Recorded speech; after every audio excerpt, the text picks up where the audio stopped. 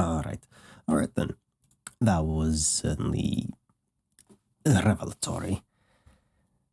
And informative. Interesting. So far, I'm liking this. And let's see. Volume 2. Something beyond the sky. Let's just dive into this. Let's just go. Let's see the warnings. Alcoholism, underage drinking, neglectful parenting. That all seems fine. That seems fine. That's not really big deal as far as I'm concerned. Like, whatever. Anyway, volume 2. I'm a little sick today, so gonna have to keep my voice a bit down. I've upped the output gain on the OBS thingy, so hopefully it should be fine. Should be good. You get to hear all the guttural noises as well. Anyway, this thing. On the advice of your new friend John, you go to visit one of his close comrades. Close only figuratively speaking, since it seems she lives all the way on the other side of the country. That's no problem for you though, since your new powers let you hop anywhere, anytime, even to places that don't exist, which is very convenient. It's an excellent narrative tool. Well, you think your powers let you do that. You just have this distinct metatextual feeling that you could pretty much go anywhere at this point. You know that doesn't make any sense. It's fine, it doesn't have to make sense. You just have to accept it and move along. There's nothing that doesn't make sense about friendship though, and that's exactly what you're about to do. Friendship, that is. You're about to do some friendship by making a new friend. Yes. Her name is, you check your notes, Rose. It's a lovely name. This is her house, apparently. Let's see, it's in the middle of the woods. Up on the flood protection, I guess. An observatory. Rich folk home. Looks kind of weird and modern, and it's situated in the middle of the woods for no good reason you can think of. Look, some people just want to be isolated, okay? It's fine. Also, it's pouring rain, which is not what you would describe as ideal friend-making conditions. It depends on the context. Rain makes you huddle around away from the bad weather. Enables opportunities for closeness and sitting by the warmth of the fire and stuff like that. Like, no, rain is actually potentially excellent stimulant for enabling friendship. Still, nothing stops a mailman, not from delivering mail, nor making friends. Rather famously, rain and other similar weather patterns provided no deterrent to the performance of his duty. Exactly. And there is no duty more important than friendship. Hello there. Oh, that's nice. I like purple. Purple is a good color. Purple is a very good color. I approve of the purple. Suddenly, a woodland girl approaches. Who goes there? Oh, it's your new friend Rose, obviously. There's literally no one else this could be. You introduce yourself. You are the cool mailman who John told her to expect a visit from soon. You doff your mail hat to signal a friendly greeting, except recently you accidentally dropped it into a sewer along with all your other mail-specific clothes, as well as all the mail you were supposed to deliver, as you explained to her gratuitously in an unconvincing manner. Yeah, why are we going with the story again? It doesn't really matter. It's not a great start, you admit, but you've done much worse. You are not a mailman. Well, obviously we're not. Yikes. You are busted almost immediately. You briefly consider whether you should double down on the lie and try to say something mailman-like, or whether the right call is to come clean, since she's clearly too smart for this amateur bullshit. But it's taking a few seconds too long for you to decide which looks guilty as hell. That's it, the jig is up. You slouch in defeat. You ask her if she would please consider not telling John.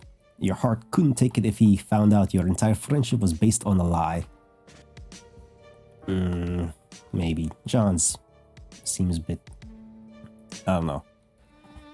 You want me to keep a secret from one of my best friends, to protect the feelings of a random buffoon who I've never met and arbitrarily showed up to my house in the remote wilderness like a creep. Yes, I guess that's what we want her to do, but when you put it like that, it's really bad. So I guess no. Let's be reasonable here. Man, you guess today is the day you get owned by teens. She's totally right.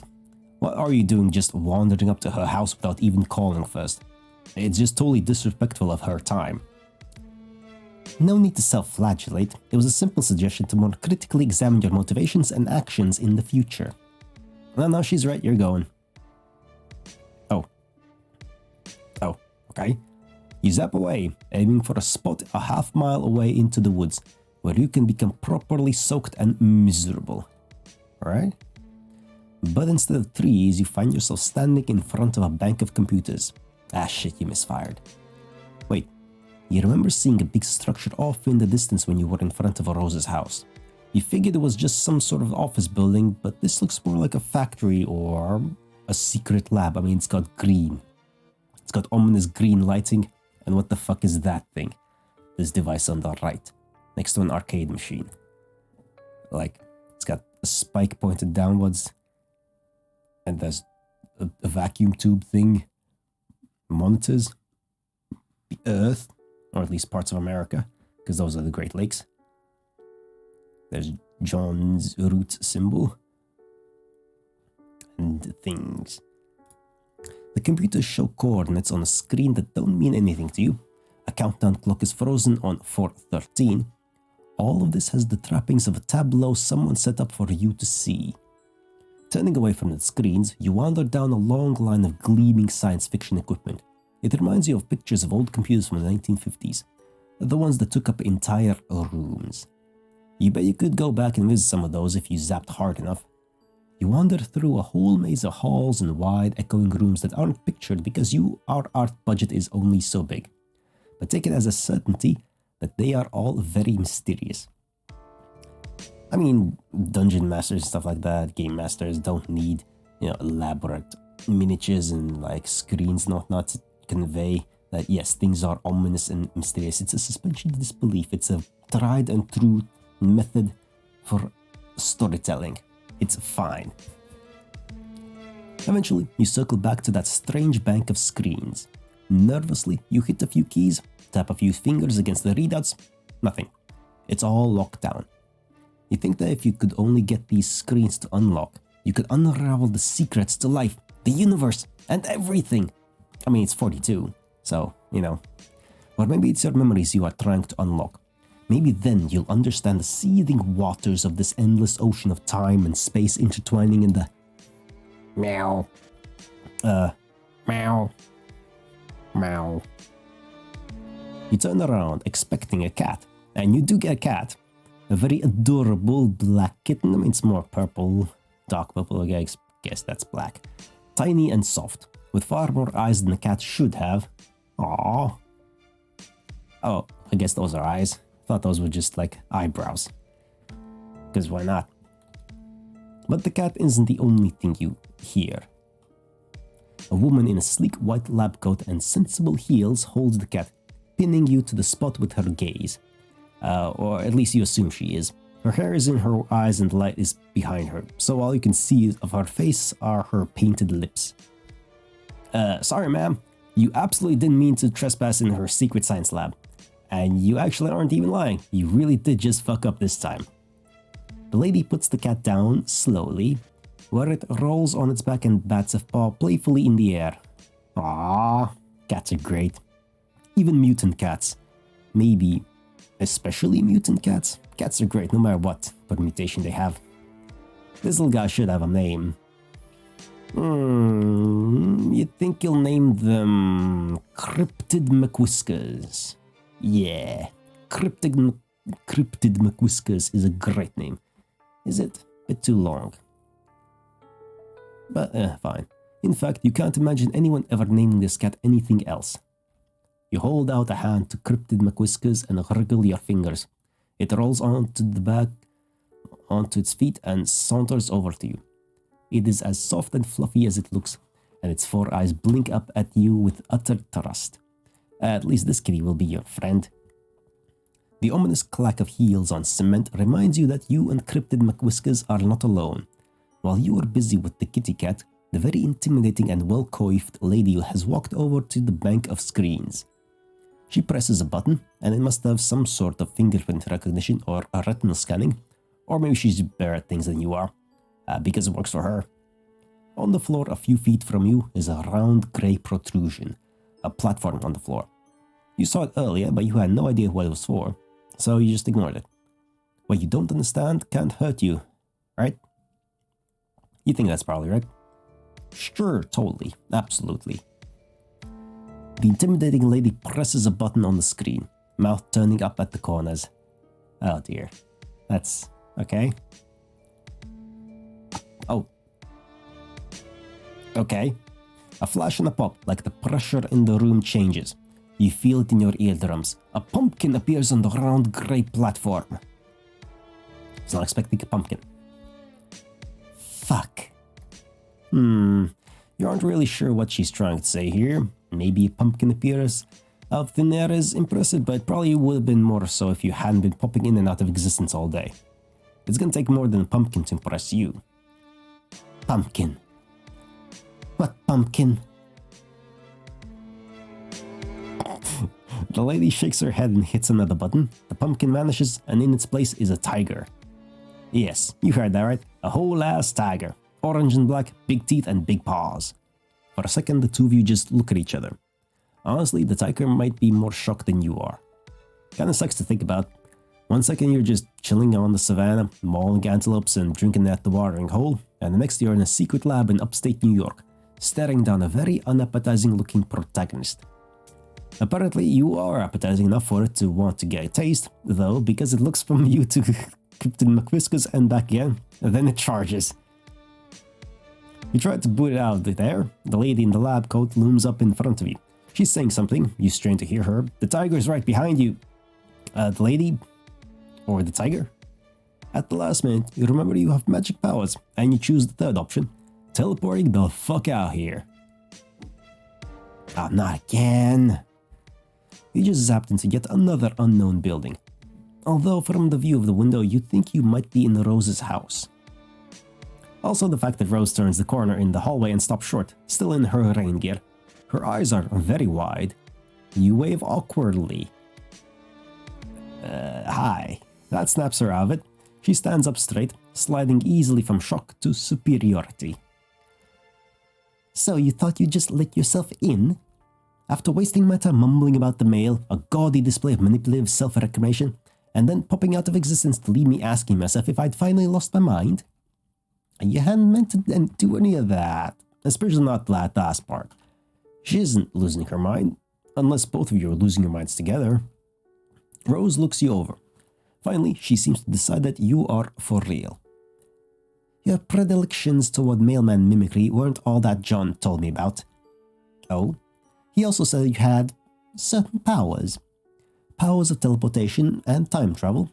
I told him that he must be mistaken, since it's a well-known and accepted fact that magic, although a popular and highly engaging subject of fiction, is fake as hell. Ah, your zappy powers. No, those are totally real and not fake. Real in a different way than you being a mailman is real, since that is actually made up. She's still got her umbrella open. Hey, doesn't she know that it's bad luck? Luck is also fake as hell. You say you can do magic. Prove it. But she just saw you vanish out of her in her front yard. Like I said, I could be losing my mind. She could be losing it now, at this very minute, but you see no point in arguing. You hold out a hand, and after a moment of hesitation, Rose puts her fingers in yours. Her nails are long and sharp and painted a glossy black. She closes her eyes and her umbrella droops. Should I picture my room, or something similar? I'm not quite sure how this is supposed to work. She still thinks you're fucking with her. You tell her that you guess she can do that if she wants. Zap! When you open your eyes, you find yourself in a large, messy bedroom, and she's shocked. I like that face. I like that. Oh. She drops her umbrella. You really did that. Her boots track muddy prints into the thick white carpet. Surprise! You really are magic. Rose puts a small hand against her perfectly painted black lips. She seems momentarily lost for words, and you get the feeling that is not a thing that happens very often. Her eyes are wide and deeply purple. They're sparkling, you might even say. Hold on, I'll be right back. Stay here. Don't go out in the hall. It's not safe. Okay, that's ominous. You tell Rose to take her time. You're happy to just stand here dripping on her nice clean floor. She leaves the room and you take the opportunity to examine your surroundings a little more closely. The bed is unmade. Books are strewn over the floor carelessly, and a collection of half-drunk cups of coffee crowded the desk.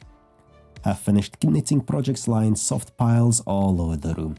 In fact, there's a lot of evidence that this room is often occupied by someone with a lot of interests who has trouble settling down and putting her attention to one thing at a time. Yeah. Oh, there's like a little Cthulhu thingy here. Eldritch toy statuette. Looks like it's on a stand, so it's not a plushie. Various posters of magic and wizards and stuff like that. Counting down to something on the calendar there. What else? A violin. Suitcase, bunch of books. A bunch of papers. And that's about all we can get from that. Yeah, still. Man, you relate. Not with interests, but with friends. You can't imagine settling for just one. Rose has a number of posters on her walls, although nowhere near as many as your friend John. A calendar hangs beside the window, days ticking off with little X's, all the way up to April 13th, which is circled. You step closer to read the year date up in the corner. 2009. What the hell do you care about the date? You can make friends any day of the damn week. Rain or shine, night or day. Rose sure is taking a while out there. She told you that it wasn't safe out in the hall. Maybe she really hadn't just been quipping.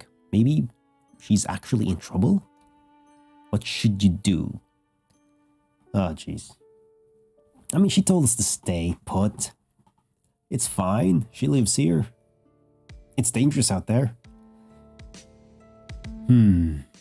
Let's stay put. Look, let's listen to her. Your patience pays off almost at once. Rose is back, and looking significantly more put together. Also, she's brought you a towel. Here. I'm not overly attached to anything in here. It's mostly just childish nonsense I haven't yet bothered to rid myself of. But I'd appreciate it if you tried not to drip on any of the notebooks. She has changed out of her raincoat and boots, and she's dressed in a neat black skirt, and a white shirt with a purple blob thing with tentacles. What is it with these kids and their blob shirts? Now that that's dealt with, please sit down. She crosses her legs. You suddenly feel like you're at a job interview. Friend interview. You wish you were a little less damp. Actually, let's switch places.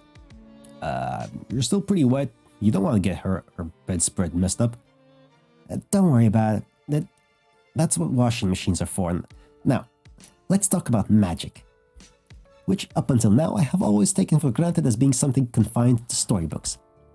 Rose takes a wistful look toward her bedroom window, grayed over and blurry with raindrops. You get the feeling that she's doing it for effect. Maybe that's why she wanted you to switch places with her. And then comes you, the nutter mailman with a penchant for showing up and attempting to make friends with unwitting children. Well, fair. She's got you there. But honestly, she might be a child, but she really doesn't seem to be unwitting. On the contrary, she is really quite witty. I'm glad you noticed. She folds her hands and clears her throat. You think that if she had any notes, she would be shuffling them. And so, the question remains, are you a good witch or a bad witch? Or are you a wizard? We've already established that you are not a public servant. Is there a difference between a witch and a wizard? Of course there is. Exactly how specific of a difference can vary. According to some works of fiction, a wizard is just a witch's male counterpart. But in certain mythologies, for instance Arthurian legend, the difference appears to be class-based. Wizards reside at court and are classically trained, while witches are self-taught and run wild through the forest. I won't deny that those differences tend to often be gendered as well. Indeed. A classification I've come across on the internet is that wizards are magic researchers because they study stuff, witches are magic, like biologists and like apothecaries and stuff like that. What is it? Alchemists are alchemists. What else was the sorcerers were magic sugar babies or something like that? Wait, I've talked about this before. Or I'm going to talk about this. I don't remember. God, it's some confusing. Time travel is confusing. But yes, anyway, that's the thing. There's different classifications. Artificers are magic engineers. That was the thing. And then there was another thing. There's a bunch of other things. Warlocks. Warlocks were the magic sugar babies, and their patrons are the sugar daddies. That's the one. There's other ones. Anyway, you ask her which one she is, or which are a wizard. Me. Rose shifts, uncrossing and recrossing her legs. You shrug and say she just seems to know a lot about them. I know a thing or two, but can I tell you a secret? Oh my god, Rose, she has no idea how much you would love to hear her secret. I find them wizards, utterly reprehensible. Oh? They disgust me. Everything from their foppish robes to their grizzled beards. It's my mother who is the wizard enthusiast in this house. Although, she glanced from side to side, theatrically. Most of the things Rose does seem to be at least a little bit theatrical. She kneels on the carpet beside the clutter of books. I don't show these to many people. Actually, I haven't shown them to anyone. Not even John. John seemed to be a pretty cool guy. Definitely a guy worth sharing a few secret notebooks with. Rose laughs. No, I haven't shown them to John, and I've only shown Strider to punish him. You nod, pretending that you know who this Strider person is. You are a totally normal dude with an absolutely ungodly number of friends. A shadow moves through the center of you, a trembling moment of deja vu. You do have a lot of friends, don't you? That feels true, but the only people you know here are John and now Rose. Weird. You try to put it from your mind and listen to Rose again. She's still talking about this mysterious Strider, flipping through one of the journals, too quickly for you to see anything specific, only that it is full from cover to cover. His modest writings are the sole source of homoerotic tension in his life, when his brother is the one who insists on filling their home with assorted dig butt for ironic purposes. Rose rolls her eyes. That was a sentence she said. There. Oh boy, you missed the beginning of that. It probably made way more sense than it seemed like. Rose is searching through her notebooks, checking markings on the spine that seem to be some sort of cataloging system of arcane symbols. Whereas, oh, right. She does something quick and complex with her fingers, and another notebook pops into existence and falls into her lap. You gape. She really is a wizard! What? It's just a Siladex. A child could use one. Here.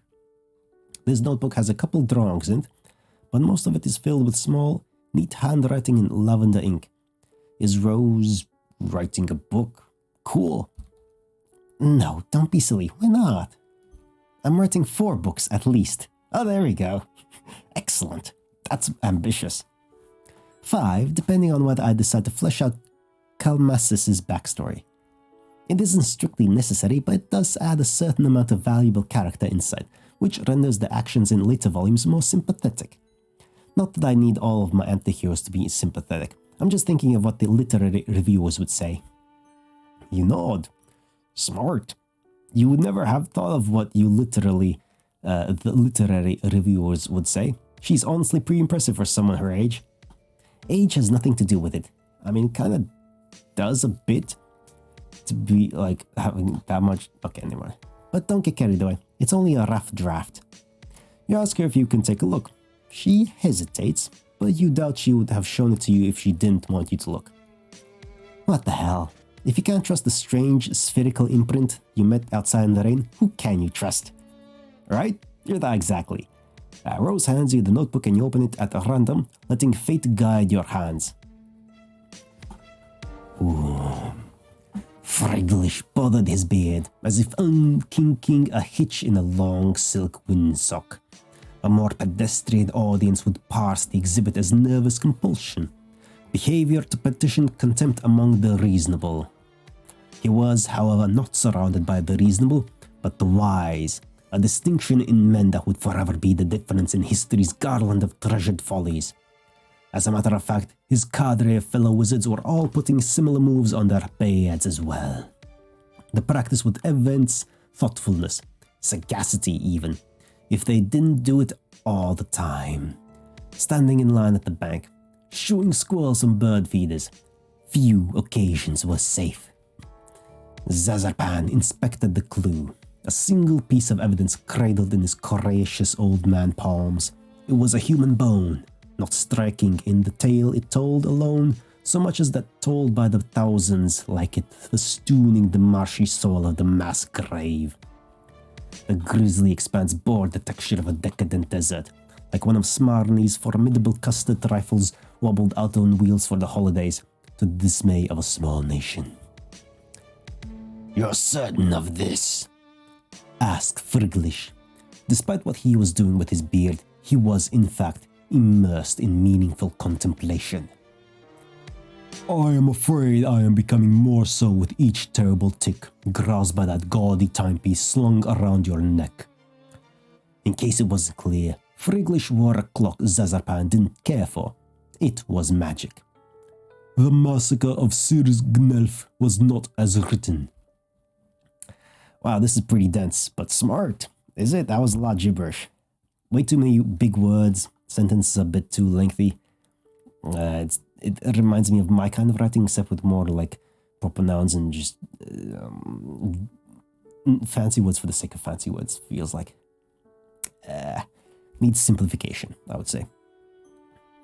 You stroke your own imaginary beard and pretend to ponder the deeper meaning. I don't think there was any. It doesn't feel like there's any deep meaning there, honestly. It's ultimately the writings of, like, what, a 16-year-old or something? Anyway. Yes. Intriguing. Zazarpan and Friglish. Certainly there is some history there. Yes, clearly. But what the two of them shared went beyond simple romance. That's why it has gone so spectacularly sour. Rose becomes increasingly more animated as she tells you about her gay wizard OCs, like she is far more interested in them than she is in herself. They share an intellectual bond, a mutual dedication to knowledge and the preservation of such. The goal of the learned is to amass their wisdom and keep it from general dissemination into the main populace of wizards. They feed it to their apprentices in drips and drabs. Of course, this will eventually lead to ruin. Of course. You flip further in the book, searching for the part where it leads to ruin. Ruin sounds interesting, but it's not really if you don't have the context of how it got there. Come on now, that doesn't really mean anything. Oh jeez, we're doing this actually? Jesus Christ. Zazarpan knew he would see his way with the apprentice again. Knew it like he knew the tide would turn and the sun would blaze to its zenith at each inexorable day passes. Now they stood diametrically opposed across an overgrown chessboard. His apprentice's eyes were hidden behind dark glasses, but Zazarpan knew that if he could see them, they would be riddled with the madness of the void. Calmasis wasn't here for justice or for revenge. They were here exclusively because Zazarpan had something they wanted, something they were owned. You flip through the notebook, checking out the drawings. There are lots of wizards, each more bearded and venerable than the last. One of the pictures, the most recent maybe, since it's on the very last page of the journal, is of two young wizards, twins maybe. Twins they were. They have grey hair and are wearing slick green suits, and are standing back to back with their arms entwined, staring into the middle distance. It's very anime. You compliment Rose on her artistic prowess. Yes, thank you. They're alright. I'm a much better writer than I am an artist. Okay. I guess she'll improve over time. You tell her you think she's really good. Way better than you. You're absolutely positive she's going to be famous one day. Let's not get high ourselves.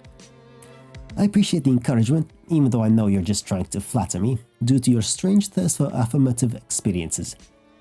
John told me all about that. Damn busted.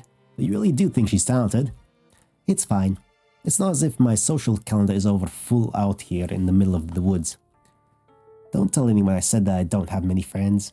And don't tell him I've been drawing. He'd be insufferable. He? Never mind.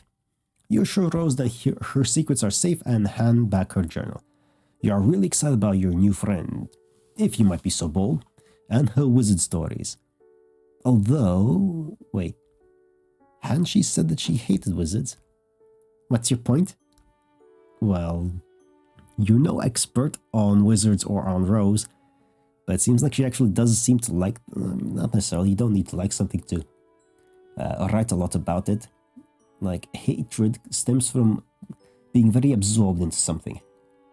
Anyway, like you can't hate something that you don't know or understand.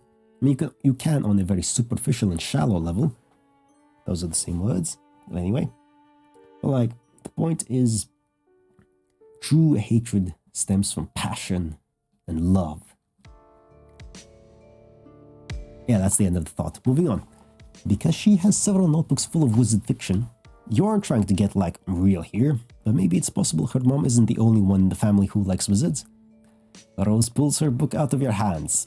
That and the rest of the books vanish into thin air. Oh, right. That must have been that... Oh, what had she called it? Silodex? She doesn't look angry exactly, but she lines around her mouth and eyes that softened as she talked about her book have hardened back up. Her eyes glitter menacingly. Oh, is that right, Freud? Well, why don't you diagnose me? Oh, no, let's never diagnose people, that's pointless. Oh, hey, wow, you weren't trying to be condescending or whatever. Clearly. Are you aware that it is common psychological phenomenon for an individual to react to trauma by creating fictional representations of that which has caused them bodily harm or emotional dismay? I did not know that, but that sounds logical. To suggest that the portrayal of those fictional renderings somehow condones them or supports them is absolutely absurd. So what she's saying is that she draws wizards to cope. Rose rises regally to her feet. The lightning turns her into an ethereal silhouette. What I'm saying is that I don't need to justify my fictional predilections to you or to anyone else. Absolutely not. I don't need to justify anything I do here on the internet. No, she's totally right. You're sorry that you suggested she might like wizards. It was horribly presumptuous and not at all the way a friend should act. You are so sorry. You promise it will never happen again. Like, I mean, she's overreacting as well a bit, but I mean, it's something that she's very passionate about and has thought about a lot, so it's, like, understandable. Like, it's a very, like, simple thing to mention. She is overreacting. No, I don't suppose it will. It's probably just because Rose's hair is such a pale blonde, but it almost looks like she's glowing it in dim bedroom. Like, light behaves a little differently around her than it does on everything else. Would you look at that? It appears the rain has lightened up a bit. The rain is hitting the window so loudly you're actually having trouble hearing her. And your point is? You can just zap yourself out to where the weather is drier. Fuck off. Well, go zap yourself. Okay. Damn. Alright, we triggered her a bit. I guess let's not wait around. And... oh, wait, no. No, this is not what we want. Yeah, no, that's the wrong button, no. It was the no one. Nope. Let's go look for her. You are too anxious to sit still, and you aren't the sort of person who just sits there and waits for friend opportunities to fall into their lap. Better to run headlong into danger, or as much danger as a minimalist upper-middle-class house in the middle of the woods can offer. Rose had told you that isn't safe. You creep out into the hallway, where a bunch of things happen more or less simultaneously. A deluge of quick-time events that you had no idea were coming. Lightning flashes in a perfect, jagged line across the tall window at the end of the hall, followed immediately by a crash of thunder so loud you think the house might be falling down. Abruptly, all the lights go out. Another flash of lightning, and for a vertiginous moment you see a long, thin figure superimposed against the window. You freak the fuck out, jumping out a foot in the air and yowling like a cat. A small hand lands on your shoulder and you jump again. Calm down, it's just me. Rose speaks in a normal tone of voice, and it's jarring.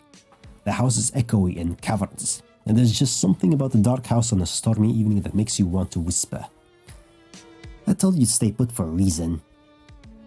It's too early for my mother to be sauced enough not to notice random strangers in her house, and I don't want to go through the tedious process of explaining who you are. You have a perfectly understandable reason for why you left, and that reason is that you were lonely. Rose snorts. Cold? You mean you were cold? Well, you are soaking wet. Follow me. She grabs you by the wrist and tows you down the hall. You wonder if you should warn her about the strange, wraith-like creature you saw by the window, but you don't want to freak her out.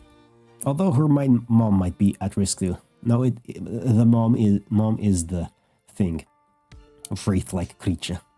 We saw her already as the scientist lady. Anyway, whatever. Moms are tough. She'll be fine. This probably isn't the first time she's gone toe-to-toe with the weird Slenderman. This house looks haunted as shit. Rose brings you to a dark laundry room, then motions you to take off your hoodie, which you do, gladly, because it is soaking wet. That's interesting. The design on the front. Does it mean anything? Oh, yeah, it is kinda cool. A blue line that zigzags on one end like lightning. Looking at it makes you feel unsettled. You realize Rose is still waiting for a response, so you just hand her that hoodie and tell her, no, you're pretty sure it's just an abstract sign. Then you stand there while she tosses the sweatshirt in the dryer, feeling the alarming currents of memory in your bloodstream. You're sure there must be something you forgot to do. You continue to feel weird as Rose hits the dryer button and nothing happens. Ah, fuck. She hits the button a few more times, as if that will make a bit of difference when the power's out. She presses her thumb and forefinger to the bridge of her nose. Well, you aren't going to fit into anything of mine. She leads you down more long, dark hallways. Man, this house is unreasonably huge. You ask Rose if a lot of people live here. No, it's just me, my mother, and a horde of liquids not soluble in water. Here, try not to drip on the carpet. You aren't sure how you're supposed to manage that, but okay. This room is large and dark, and has a lot of booze in the background. And when Rose parts the curtains, a flash of lightning illuminates a four-poster bed, a long counter, and a shelf covered head to foot in bottles. Rose vanishes through another door, leaving you to peruse. This is all liquor. Shit, this is a lot of booze.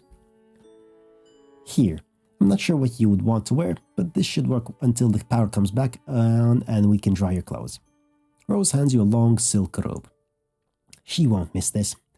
I don't think she's ever worn it. She has this whole closet full of fantastic clothes that she never puts on. You take the robe and go into the large master bedroom. It's kind of a mess. The tub looks like it hasn't been cleaned in a long time. The robe gives you the same knotted feeling of familiarity that looking at your hoodie did, but you put it on anyway. It's a relief to get out of your wet clothes. You hang them carefully on the shower rod. When you head back out into the bedroom, you find Rose standing in front of the wall of liquor. She's holding a bottle of Grey Goose and squinting at the label, like she's trying to read the nutrition facts. I've often wondered what exactly the merits of consuming this are. It tastes quite literally like burning. I mean, it is literally poison. The merits are... it loosens you up, generally speaking. I mean, sometimes it depends on person to person, like depends on what kind of drunk you are. But generally, at the start it makes you looser, mentally speaking. So you're just more communicable. You're more the self that you actually are, in a way. I guess that's the merit. But beyond that, no, it's just poison. She opens the bottle, and before you can protest that she is in by no means the legal drink, who gives a shit about the fucking drinking age? Come on now. And wherever the fuck you are, she puts the bottle to her mouth and takes a sip. She splutters. Yeah, it's disgusting. It's poison. That's terrible. You could have told her that. Straight vodka isn't for the uninitiated. Even fancy vodka. I mean, vodka's vodka. It's all the fucking same, basically. Like, it's just poison water. Just get the cheapest one. It's the same. It'll do the same effect. In fact, it might be more effective getting you drunk, the cheap shit. Because what matters is the alcohol molecule. Everything else is just flavoring. And like, whatever. You take the bottle from her. She hesitates for a moment, then lets it go. You set it back on the shelf. This really is quite an impressive liquor cabinet, liquor wall, liquor room. Her mom must really have a refined palate. I don't think so. Don't strain yourself. You can say it. What's the point of mincing words? She's a fucking alcoholic. Wow, this is intense. Not really, I mean, it's a straight fact.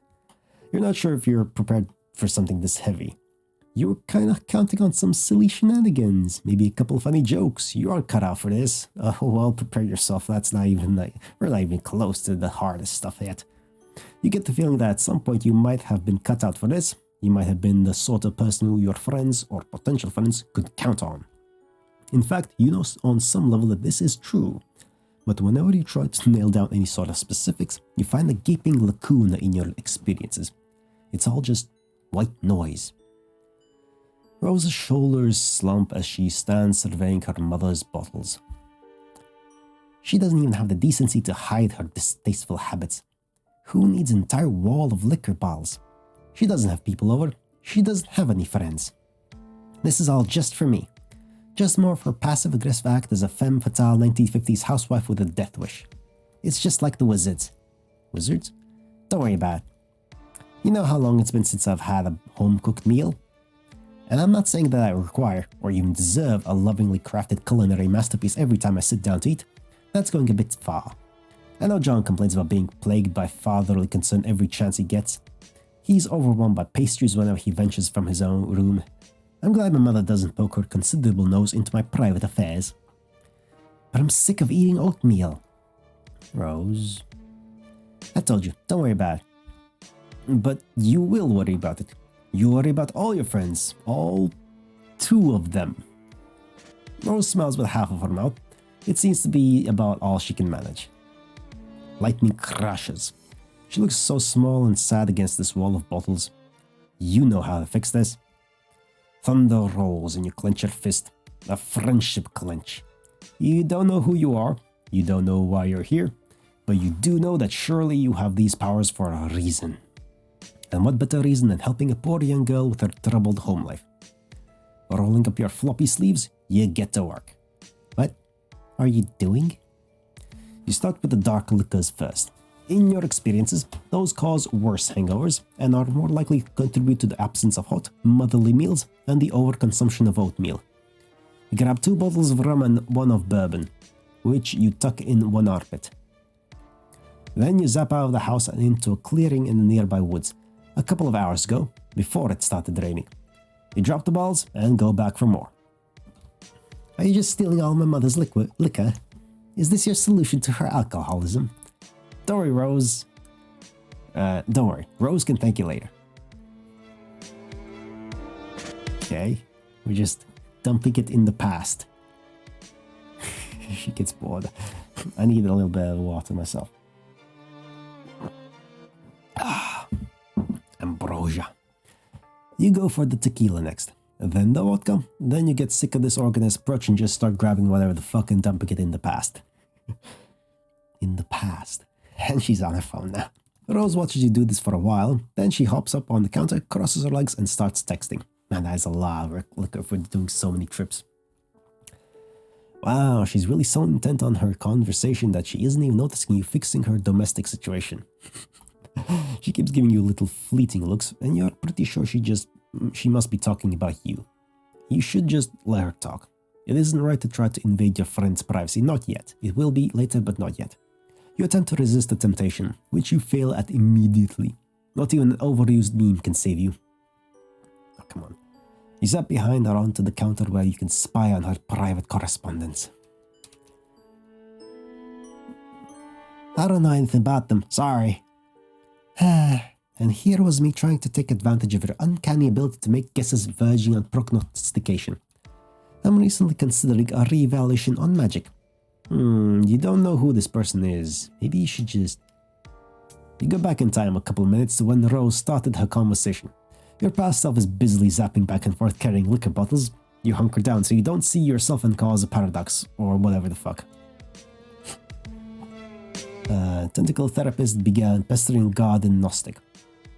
Out of morbid curiosity to shine a light on my future, I come with metaphorical hat in hand to ask you to consult your dream clouds. Do you happen to know anything about a strange cardboard cutout creature masquerading as a mailman? Are you sleeping? Sorry, I had to scold Beck. He's been acting real weird all of a sudden. Anyway, is this the same mailman that John was talking about? The fake one who hung out with him? That's the one. They are currently emptying my mother's liquor cabinet in an attempt to prevent her from overindulging herself. Oh, are they drinking it? No, I think they're just dropping it into the woods with their magic powers. Oh, Do they know that she could just go out and buy more liquor? That's something that you can do where you live, right? Yes, well, not exactly where we live. I think the nearest boozery is a good 20-minute drive. That's close. Here in America, 20-minute drive is fucking nothing. I'm not actually entirely sure where my mother got it all. We don't own a car, as far as I know. Sometimes it seems like she has the ability to just make things appear. Oh yeah, she does have a teleporter, so yeah. I don't know anything about them. I'm sorry. And here was me trying to take advantage of your uncanny ability to make guesses verging on prognostication, as I am recently considering a reevaluation on magic. I'm still pretty sure magic is fake, at least the kinds of magic you're talking about. There's probably some real magic out there else somewhere. Yes, for instance, the sort that lets you spy on your hostess's private correspondence while you are stealing her mother's libations. You freeze. Of course she noticed. She seems like a very attentive person. With a contrite zap, you reappear in front of Rose. She sets her phone down and props her chin up on a delicate fist. Sorry. You honestly don't know what got into you. You just couldn't resist using power for evil. I mean, they were talking about you, so, it's not great to talk about someone behind their back as well, so, Haven't you heard that with great power comes great responsibility? Rose is right. She's totally right. You've only had this power for like a day, so you still aren't used to the idea of being able to just zap all over the narrative. Clearly, you did not appreciate the implications. Zapping all over the narrative sounds potentially stressful. It will be. Oh, you bet. You are incredibly stressed right now. Rose laughs. You apologize to her for stealing all her mom's drinks. That was kind of overzealous of you. No, actually, I thought it was hilarious. I've never really been one for pranks. That's always fallen more in John's wheelhouse. But there's nothing wrong with occasionally stepping outside of one's comfort zone. Let's do the vodka next. The two of you working together gets the place cleared out pretty quickly. You zap Rose along with you to the bright clearing in the field, and for a moment she just stands in the sunbeam, blinking up at the cloudless sky. Her expression says she still might not be totally convinced any of this is happening. When all of the liquor has been transferred from the bedroom to the woods in a big glittering dragon's hoard of booze, you and Rose fall down next to it in a messy heap. Well, you fall into a messy heap. Rose lowers herself daintily, sitting more on her knees than her butt, probably to keep her skirt from getting dirty. You get the idea that even though she lives in the middle of nowhere, she doesn't spend a ton of time outside. You tell her again that you're sorry you spied on her correspondence with her green friend Gigi. Also, you hope she isn't going to get in trouble with her mom. I'm not unduly concerned. I'll tell her where it all is in a couple of days. Although by that time I'm sure at least a good third of it will be water damaged. I'm sure this will have fantastic implications for our relationship and not at all exacerbate the emotional problems underlying her addiction. You laugh awkwardly. Well, now you kind of just feel like an asshole. Rose lies back on the grass and raises a hand to trace the curves of a fluffy white cloud. She closes her eyes. Perhaps it's just projection on my part, or wishful thinking. But ever since I met you, I feel like something has changed. Or rather, something has failed to change. If that makes any sense. I don't know if it does. It's probably nothing. Her eyes flicker back open, endlessly purple, fixed on the sky like she can see something beyond it. And once again you feel that there's something really crucial that you forgot. But at least you've made a new friend, and even if you don't think Rose's brand would ever allow her to call you as such, you're lying in a sunny clearing next to a pile of alcohol. And honestly, it doesn't get much friendlier than that. Victory! Well, I guess that works. I guess that works. Oh, that's the gown we're wearing now. Silk gown. Purple. Excellent. Good. I guess. Sure. Well, that was an interesting foray, especially that bit with the wizard fiction. I like that. I like that. Oh, right, before I forget and before it becomes too strange, in about 11 minutes, this is going to make sense. Anyway, while I do have one song in my playlist that is technically, I guess, mumble rap, DMX's Cold World, like, his singing part is, like, to me, the weakest part. I would rather it be replaced with more of the lady, the Andrina Mills, singing more. It's like, mumble rap is shit. Anyway, that'll make sense in 11 minutes. Bye-bye now. Bye-bye.